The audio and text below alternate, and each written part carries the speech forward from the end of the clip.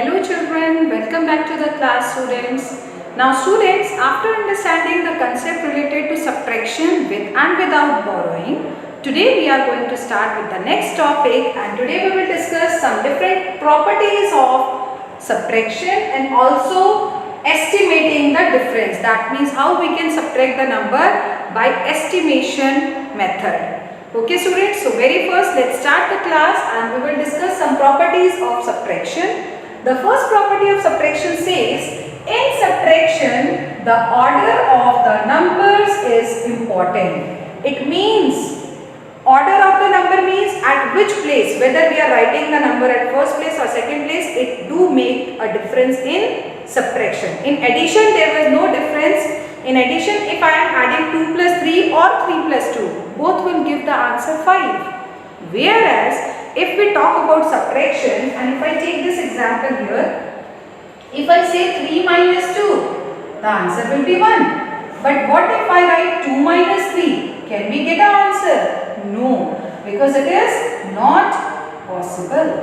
That is why we say that in subtraction, the order of writing the number is very important. We cannot subtract a bigger number from a smaller value. So that is why we have to take care of the order. In order, suppose a number is given to us like 125 minus 75. So in that case, it is very clear that you have to write the first number very first like this, and then the second number, and then you have to perform the subtraction. You cannot write the second number first and first number second. That will be wrong. Okay students, so this is our first property, that in subtraction the order of writing the number is very important. Because we cannot subtract a bigger number from a smaller value.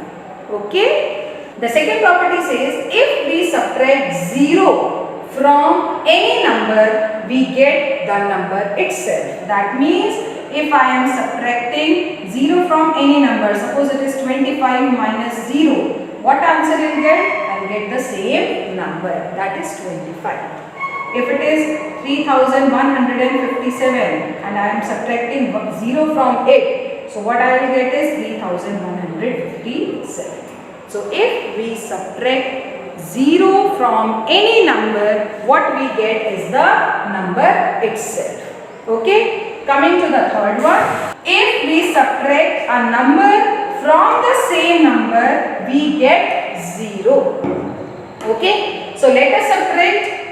If I take an example and the statement says, if I subtract a number 25 minus 25, that means I am subtracting a number from the same number, what I will get is 0. 25 minus 25 is 0.